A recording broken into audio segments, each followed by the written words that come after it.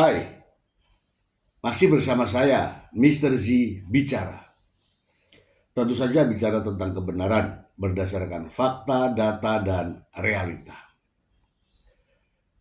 Apa yang terjadi dalam gugatan perceraian Baim Bong pada Paula Verhoeven di Pengadilan Agama Jakarta Selatan begitu banyak mengundang perhatian. Sampai-sampai berita-berita lain pun tertutupi. Ini disebabkan karena adanya kontroversi. Apa yang menjadi putusan hakim di Pengadilan Agama Jakarta Selatan tidak diyakini secara benar.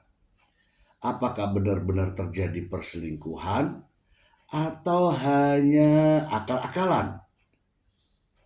Namun, apapun itu, hal ini telah menjadi perdebatan publik. Banyak media yang menayangkan terkait dengan hal ini.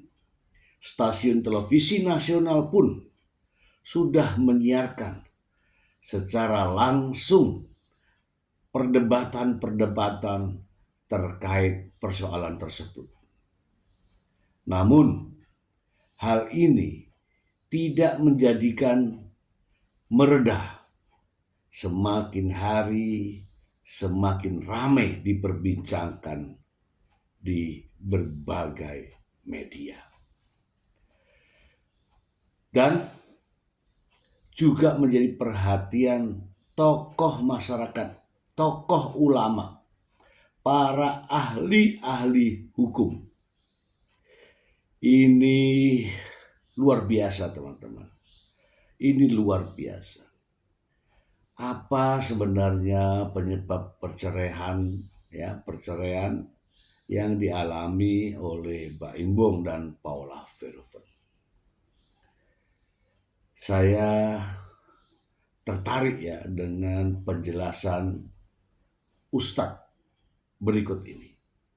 Langsung.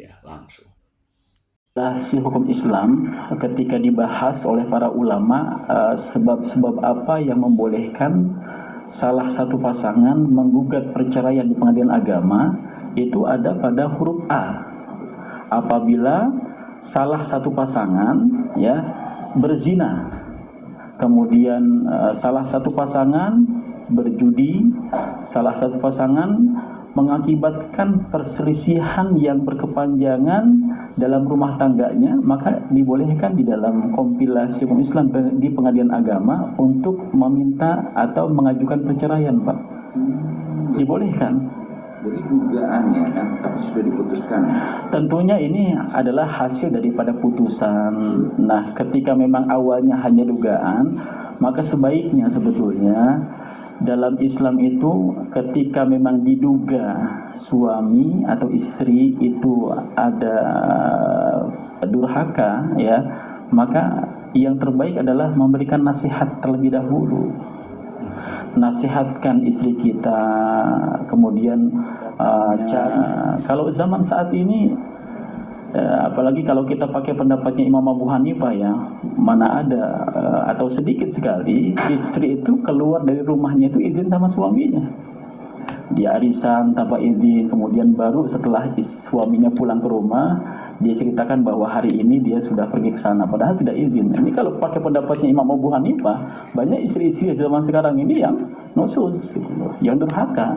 Tapi kan tidak seperti itu. Makanya ketika memang ada terjadi, dalam tanda kutip, bahwa tertuduh bahwa istri kita itu atau istri seseorang itu sudah durhaka, sudah nusus, maka yang pertama adalah berikan nasihat, fa'idhuhunna, nasihatkan. Kemudian setelah memang ternyata ada terbukti, walaupun baru samar-samar, maka yang kedua pisahkan ranjangnya atau pisah ranjang. Yang ketiga baru dilakukan gugatan, atau dalam bahasa syariatnya itu pukul dia, pukul yang barangkali memberikan sebuah pelajaran, karena tidak semua gugatan kan diterima oleh hakim. Seseorang menggugat pasangannya itu dalam rangka untuk memberikan pelajaran. ya, untuk memberikan pelajaran bahwa ada dalam rumah tangga itu marwah yang harus dijaga. Tapi ini prosesnya panjang, Pak. Yang penting, makanya kata Imam Ibnu Taimiyah ketika beliau ditanya bagaimana ketika ada istri yang tertuduh selingkuh, maka apakah harus bercerai atau tidak? Sebetulnya pendapat di antara para ulama dalam masalah ini banyak sekali, Pak. Ya, ada yang mengatakan ulama itu kalau bisa dinasihati jangan bercerai. Dan kalau sudah dididik lagi, karena terkadang istri berselingkuh atau tertuduh selingkuh itu, nusyuz itu bukan hanya pada istri, Pak. Nusyuz itu atau sebuah perbuatan durhaka itu juga pada suami. Suami tidak memberikan nafkah menjadikan asbab nusyuznya istri, karena asbabnya daripada suami. Suami tidak mendidik kepada arah keagamaan, akhirnya apa? Ternyata istri melakukan perselingkuhan di luar gitu. Kemudian banyak sekali permasalahannya, sehingga ketika dibahas masalah hal ini, bisa saja nusyuz itu ada pada istri dan bisa saja nusyuz ada pada suami. Ya, dijelaskan oleh Pak Ustadz tadi ya bahwa tahapan-tahapannya, kemudian jangan mudahlah suami itu mengucapkan sesuatu kalimat yang membuat istri jadi nuzus gitu ya. Apalagi zaman sekarang kan, kalau istri keluar rumah, kemudian istri ngechat, kemudian istri duduk bersama siapa dan berbicara apa. Janganlah ya, karena zamannya sudah berbeda ya, zamannya sudah berbeda. Jadi kalau mudah mengucapkan cerai dan sebagainya, banyak tuh nanti para ibu-ibu, para emak-emak, para istri menjadi janda, ya kan? Ya, kalau istilah sekarang tuh lebih baik minta maaf daripada minta izin. Ya, mari kita simak yang berikut ini. Ya, memiliki data-data valid ya, harus dengan data, jangan tuduhan. Harus dengan data, dan data itu bukan direkayasa. Ya, kalau data direkayasa saat ini Masya Allah ya, maka yang terbaik sebetulnya ketika ada ulama yang memberikan nasihat, kalau memang ternyata benar ada kedurhakaan seorang istri dalam rumah tangganya, nasihati. Kalau sudah dinasihati ternyata tidak juga untuk hijrah kepada arah yang benar, maka baru nanti dibolehkan seseorang suami menggugat istrinya dengan gugatan nusyuz seperti itu. Ya, sebaiknya kita positive thinking ya. Jangan mudah menuduh ya tanpa bukti yang valid gitu ya. Tidak ada data, jangan suka menuduh itu. Ya, teman-teman ya. Kalau di zaman dahulu ya, barangkali itu bisa dikategorikan sebagai selingkuh, karena memang pergaulan antara istri-istri, terutama pada zaman Nabi, ya pada zaman sahabat, memang begitu ketat ya. Kalau zaman sekarang ini, untuk mendefinisikan yang namanya nusyuz saja, itu banyak ulama berbeda pendapat. Ya seperti tadi Imam Abu Hanifah, dia keluar saja itu adalah merupakan bagian dari nusyuz. Imam Syafi'i tidak ya. Kalau dia ternyata memang tidak mentaati suami, nah taat kepada suami kan macam-macam pula. Dan harus diolah asbabnya kenapa tuh si istri itu melakukan perbuatan durhaka itu. Jadi harus dikaji lebih mendalam dalam masalah ini. Jadi ketika memang zaman sekarang ada istri yang aktif di dunia sosial media, kemudian di dunia nyata dia sebagai seorang politikus barangkali, atau dia seorang selebritis barangkali, yang kemudian dia harus berinteraksi dengan dia punya penggemar dan lain sebagainya. Selama memang si pelaku atau si tertuduh itu mengatakan bahwa saya tidak berselingkuh, saya hanya melakukan perbuatan kerjaan saya seperti ini, dan suami juga tahu bahwa kerjaan saya seperti ini, maka sebetulnya selama itu belum terbukti atau belum kepada arah si istri ini berdua-duaan di dalam kamar dan lain sebagainya, atau misalnya memang hanya baru seseorang yang menjadi tempat curhat untuk saat ini, sepertinya susah ya untuk mendefinisikan apakah masuk kepada bab perselingkuhan atau istri durhaka atau tidak. Pada prinsipnya memang harus diolah lebih mendalam data-data yang valid seperti itu. Ya jujur saja tadi disampaikan oleh Pak Ustadz bahwa saat ini tuh beda zamannya, beda zaman. Jadi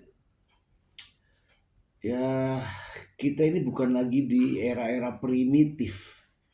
Era yang saat ini adalah era digital. Jangan sedikit-sedikit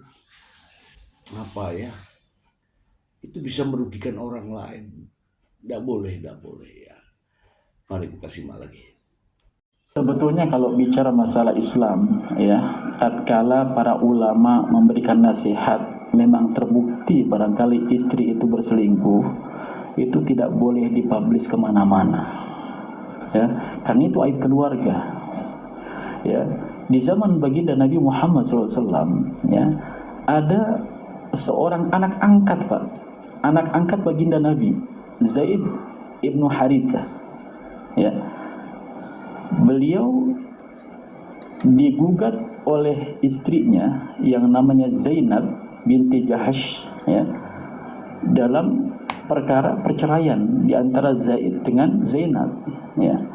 Tapi kemudian ya, perkara ini hanya diputuskan oleh Rasulullah SAW sebagai penguasa tatkala itu, dan ulama mengatakan ketika pun terjadi perceraian dengan asbab adanya tuduhan nusyuz dari suami kepada istrinya, jangan sampai perkara ini kemudian dipublish.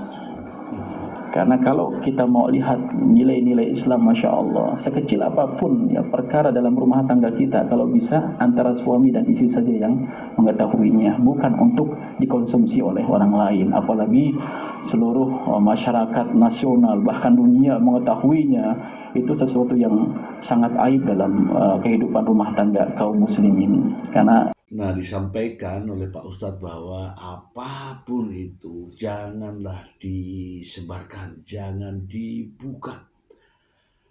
Aib tetap saja harus kita jaga, apalagi istri kita. Jangan memudahkan diri membuka aib. Nanti juga akan dibuka aib kita. Hati-hati. Ya, ini perlu dijaga. Ya, semua pihak, mau suami, mau istri, semuanya wajib menjaga. Kalaupun terjadi perceraian, jangan sampai nanti anak-anak yang sudah dihasilkan daripada perkawinan tersebut, karena sekarang ini jejak digital itu bisa dilihat oleh keturunan-keturunan kita, sangat malu. Makanya saya sangat mendukung kalaupun memang terjadi sudah perceraian, ya sebaiknya memang hal-hal semacam itu ditutupi oleh kawan-kawan, sehingga anak keturunan nanti tidak terjadi beban mental dalam kehidupan keturunan-keturunan yang akan datang seperti itu. Diingatkan juga ya bahwa kita ini punya anak, punya keluarga besar, ya kan? Harus dijaga, jangan sampai menimbulkan trauma. Jejak digital itu ada, teman-teman, ada. Ya. Dalam istilahnya orang Jakarta, Pak, cabai rawit itu lebih pedas dibandingkan dengan cabai besar, ya, cabai hijau besar, ya. Artinya sesuatu yang barangkali menjadi aib rumah tangga yang harus memang dibuktikan dengan berbagai macam sisi. Kalau memang itu terbukti, walaupun itu terbukti, jangan sampai orang lain tahu. Ya, jangan sampai orang lain tahu. Itu dia kuncinya. Kalau demikian, kasihan nanti baik si suaminya atau mantan suaminya atau mantan istrinya atau anak-anak yang dihasilkan dari pernikahannya, ya. Kalaupun memang terjadi semacam itu atau terungkap semacam itu, saya kira dalam dunia kedokteran pun ada kode etik ya daripada kedokteran baik di nasional maupun internasional untuk ditutupi. Nah, kalau seperti ini kemudian dikabarkan kepada halayak ramai, kepada masyarakat, ini sesuatu yang barangkali saya kembalikan ketika seseorang menutupi aib saudaranya, pasti insya Allah Allah akan menutupi aibnya sendiri. Ini barusan disampaikan ya, pertimbangkan baik-baik jika ingin melangkah, jika ingin mengucapkan sesuatu, jangan mudah emosi ya. Pertimbangkan akibatnya yang jika kita salah melangkah ya. Mari kita simak lagi.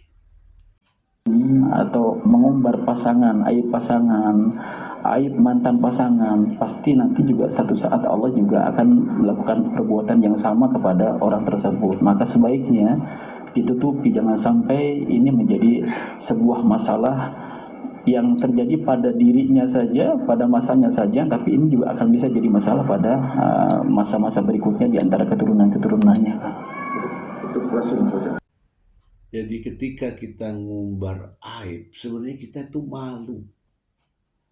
Ya, apa yang kita ucapkan itu orang bisa menilai kita. Jadi kita itu harusnya malu. Ya karena diri kita sendiri sebenarnya itu. Mungkin kita tidak pernah membimbing dan sebagainya. Makanya jangan mudah umbar aib. Ya seperti sekarang ini. Ya, mantul ke dirinya sendiri gitu ya. Itu sudah real dikeluarkan oleh Pengadilan Agama kalau tidak salah tanggal 17 April ya. Kemudian ada pihak yang memang dalam hal ini termohon ya, karena Paula dalam hal ini adalah pihak termohon ya, karena dia digugat. Kalau di Pengadilan Agama, istri ketika suami yang menggugat, suami sebagai pemohon, istri sebagai termohon. Kalau yang menggugat istri sebagai penggugat, suami sebagai tergugat. Nah, dalam hal ini Paula sebagai termohon karena dia digugat oleh suaminya, seperti itu kan ya. Maka ada kesempatan dia untuk mengajukan banding. Ya, paling tidak ketika memang ternyata nanti akan diputuskan sah sesuai dengan keputusan tanggal 17 April atau sesuai dengan apa yang telah diputuskan oleh hakim di Pengadilan Agama Jakarta Selatan, dia punya kesempatan untuk memberikan klarifikasi sebab-sebab daripada dibolehkannya perceraian. Kalau bisa ditutupi atau memang ini dianulir bahwa sebab-sebab terjadinya perceraiannya ini adalah tidak seperti apa yang dituduhkan, ini luar biasa. Karena saya baca juga sebetulnya bahwa di pihak yang termohon ini, dalam hal ini beliau menjaga jangan sampai jejak digitalnya ini nanti akan dibaca oleh anak keturunannya. Ini sebuah niat yang amat luar biasa, yang seharusnya pihak mantan suami atau suami yang menjadi penggugat dan dalam hal ini pemohon ini melihat dari sisi psikologi dari semua yang ada, baik psikologi anak keturunannya, psikologi mantan istrinya, baik psikologi dari dia sebagai pemohon, sebagai suami yang pada hakikatnya ada kewajiban untuk mendidik mantan istrinya karena dalam masa iddah, ya, atau mendidik anak keturunannya sampai mereka dewasa, karena anak itu tidak bisa dipisahkan dengan kecuali dengan kematian saja, seperti itu. Dijelaskan barusan, jadi kalau gugatan yang dilakukan oleh suami kepada istri namanya pemohon dan termohon. Kalau istri yang melakukan gugatan berarti penggugat dan tergugat gitu ya. Tapi apapun istilahnya itu sebaiknya ya jangan mudah untuk mengambil kesimpulan. Itu aja deh. Ya, mari kita simak lagi. itu salah satu indikasinya adalah berzina. Salah satu indikasinya berzina karena istri yang nusus itu secara umum jangankan dia tidak taat kepada suami, Pak. Dia keluar tanpa izin suaminya saja menurut madhab Imam Abu Hanifah dikatakan sebagai nusus. Tetapi dalam hal ini perlu data-data yang valid karena para ulama ketika mendefinisikan nusus itu untuk zaman saat ini, ya, sebagaimana seseorang mendefinisikan zina itu apa sih sebetulnya? Maaf ya, saya potong. Zina itu bukan udah berhubungan itu sesama, maksudnya orang. Yang ini yang sering diperdebatkan ya mengenai nusus ya. Jangan mudah menuduh seseorang, jangan mudah menuduh pasangan kalau tidak memiliki data-data. Ya, jangan asal-asal deh pokoknya ya. Ini menimbulkan begitu banyak problem ya. Mari kita simak lagi. Mendefinisikan zina saja orang masih meraba-raba. Kalau umumnya secara agama, kalau orang yang memang sudah ada hubungan suami istri bukan pasangan yang sah, itu zina. Tapi kalau di zaman sekarang ini ketika ada orang yang hanya berbicara atau menerima dia klien atau bertemu dengan fansnya dan lain sebagainya tanpa melakukan apapun yang di luar batas-batas ya hukum keluarga atau di luar batas-batas menyinggung perasaan pasangan masing-masing atau di luar batas daripada hukum yang berlaku pada masyarakat saat ini, itu belum juga dikatakan sebagai zina, Bang. Kalau zina dalam arti kata hanya mengirim WA saja adalah merupakan zina, oh luar biasa, banyak kita ini berzina. Ya. Nah, itu perlu pembuktiannya pun ya, apalagi dalam media sosial itu juga kan harus cermati dengan data-data yang valid. Makanya ya, sekelas Imam Ibnu Taimiyah saja ketika ditanya bagaimana seharusnya ketika memang ada istri yang dianggap nusyuz atau durhaka dan terbukti durhaka, ya langkah pertama ketika Allah katakan fa'iduhunna, nasihati dia, tidak langsung dengan gugatan, nasihat. Karena bisa terjadi seperti kita katakan tadi bahwasanya istri melakukan hal itu karena tidak dididik oleh suaminya. Istri melakukan hal itu karena tidak mendapatkan pelayanan yang maksimal dari suaminya. Istri melakukan hal itu karena memang suaminya sibuk luar biasa kemana-mana. Ya, itu harus dicermati juga. Maka saya bilang tadi, kalau memang ternyata si suami itu bahkan bisa tidak memberikan nafkah lahir dan batin, atau nafkah lahir batinnya itu karena kesibukannya, lupa dan lain sebagainya, atau si suami saja misalnya bercengkerama dengan fansnya yang lain, itu dikategorikan bahwa suami juga bisa nusus. Sekali lagi zamannya sudah beda, Dulu mungkin ya, saya ingat emak saya dulu. Wah, kalau bapak belum pulang, dia nggak akan kemana-mana. Itu dulu zamannya udah beda. Jadi jangan kita kembali ke zaman batu gitu loh. Sekarang tuh zamannya digital, friend. Ya, zaman digital. Mari kita simak lagi.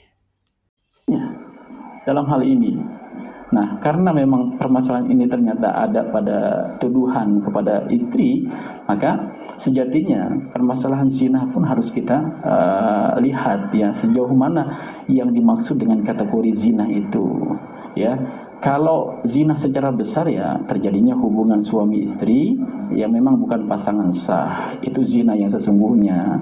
Namun kalau zaman saat ini ketika ada hanya mengirim WA atau apapun bentuknya, ya belum dikategorikan sebagai sebuah perzinahan ya, karena zamannya sudah berbeda dengan zaman ketika para sahabat Nabi dan zaman para ulama dalam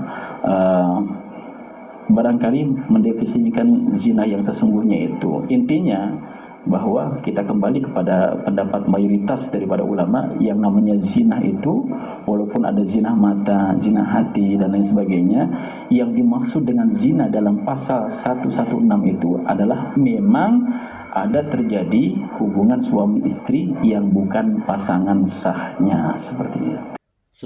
Sesuatu hal yang belum jelas, ingat semua ke anak ya, ke